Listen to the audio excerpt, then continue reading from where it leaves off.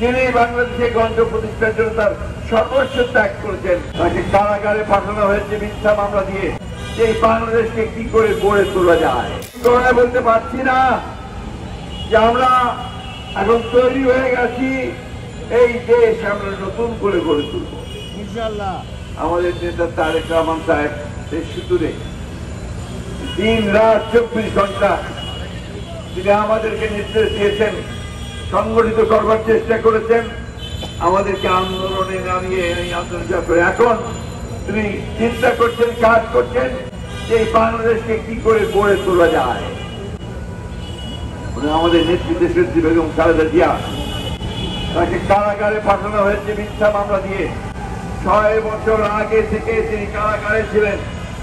সেই পরিত্যক্ত কারাগারের একটা অন্ধকার প্রকোষ্ঠে শুধু নয়, প্যাসেজের একটা ঘরের মধ্যে তাকে রাখা হয়েছিল। এই কথাগুলো এখন কেউ বলে না। ওই আমাদের সাংবাদিক ভাইরা তো বেগম খালেদা জিয়ার এই বিষয়গুলো নিয়ে তারা প্রোগ্রাম করছেন না। আমি অনুরোধ করবো দয়া করে এই মহিষী মহিলা, তিনি বাংলাদেশে গণতন্ত্র প্রতিষ্ঠার জন্য তার সর্বস্ব ত্যাগ করেছেন, তাকে নিয়ে আপনারা কথা বলুন। বন্ধুগণ, আজকে দুর্ভাগ্য আমাদের যে আমরা এমন কতগুলো বিষয় নিয়ে তর্ক বিতর্ক করছি, এমন কতগুলো বিষয় নিয়ে আমরা নিজেদের মধ্যে কোন্দরে লিপ্ত হয়েছি, যা বাংলাদেশকে আরো পেছনে ছিঁড়ে দিতে পারে, ফ্যাসিস্টদেরকে শক্তি জড়াতে পারে, ফ্যাসিস্টদেরকে সুযোগ তৈরি করে দিতে পারে, আবার নতুন করে বাংলাদেশের উপরে চেপে বসা।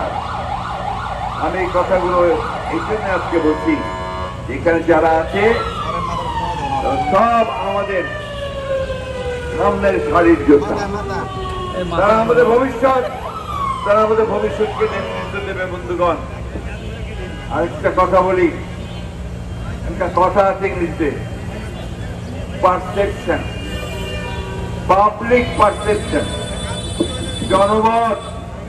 জনগণের ধারণা, এটাই কিন্তু রাজনীতির মূল নিয়ামক।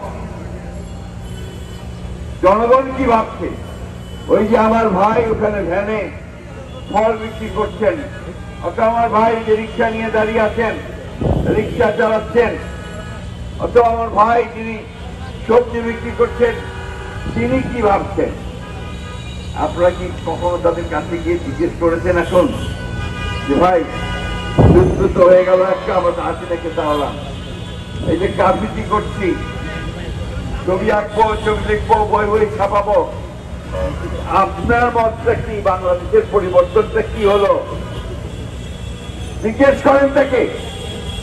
যদি সত্যিকার অর্থে এই দেশের পরিবর্তন করতে চান, তাহলে তাকে জিজ্ঞেস করতে হবে যে সে কি চায়, আমার গ্রামের কৃষক কি চায়, তার অবস্থার কতটা পরিবর্তন হয়েছে, আমার এই ক্ষুদ্র ব্যবসায়ী তার ব্যবসার কতটা পরিবর্তন হয়েছে।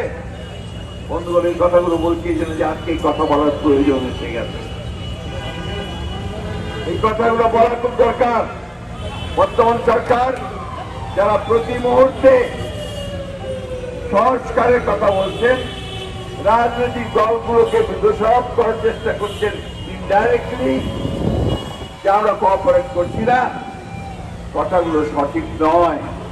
আমরা সারাক্ষণ তাদের এই সংস্কার কর্মসূচির সঙ্গে আমরা সহযোগিতা করি, আমরা সারাক্ষণ সবাইকে নিয়ে কাজ করতে চাই।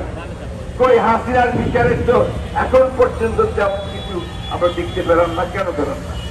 1 বছর হয়ে গেল, হাসিনার বিচার কাজ শুরু হয়ে গেল, এখন পর্যন্ত তো সেই সমস্ত হত্যাকারীদের যারা প্রকাশ্যে হত্যা করেছে, আপনার বিবিসি তার অডিওতে দেখাচ্ছে যে হাসিনা নির্দেশ দিয়েছে গুলি করো, লেটার উইপন ইউজ করো।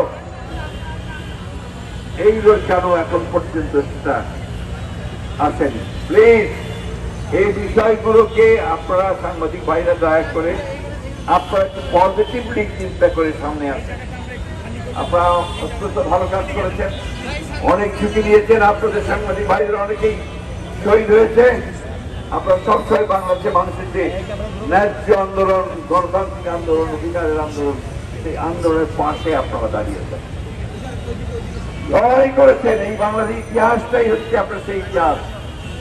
সেই ইতিহাসকে সমুন্নত রাখতে আমার সেই শিশু সন্তানটি যে এসে দেয়ালের মধ্যে সে কাঁচা হাত দিয়ে একটা ছবি আঁকার চেষ্টা করেছে, যে কথাটা কিছুক্ষণ আগে নয়ন বলছিল, নয়ন একটা তাত্ত্বিক কথা বলছিল, যেটা অনেকেই আমরা বুঝি না।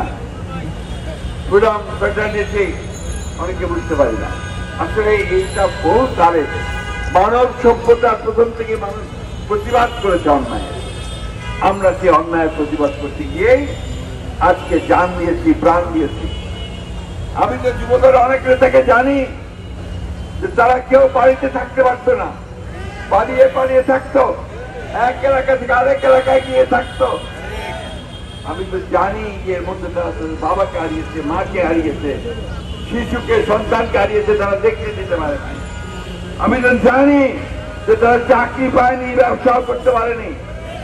এই একটা কঠিন অবস্থার মধ্যে দিয়ে তারা বেরিয়ে এসেছে শক্তি চন্দ্র, কিন্তু কোনদিন মাথা নত করে নাই, কোনদিন আত্মসমর্পণ করে নাই।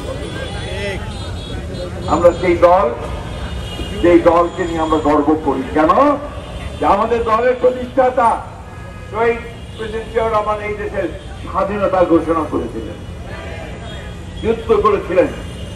আমাদের দলের প্রতিষ্ঠাতা তিনি বাংলাদেশের প্রথম সংস্কার শুরু করেছিলেন।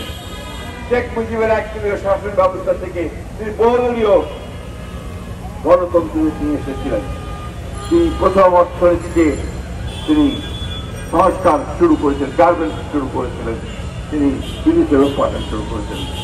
দেশের বেগম খালেদা জিয়া সেই নেত্রী, তিনি আমাদেরকে সংসদীয় গণতন্ত্র উপহার দিয়েছিলেন এবং তত্ত্বাবধায়ক সরকার ব্যবস্থাটা তিনি নিয়ে এসেছিলেন, আমাদের কনস্টিটিউশন।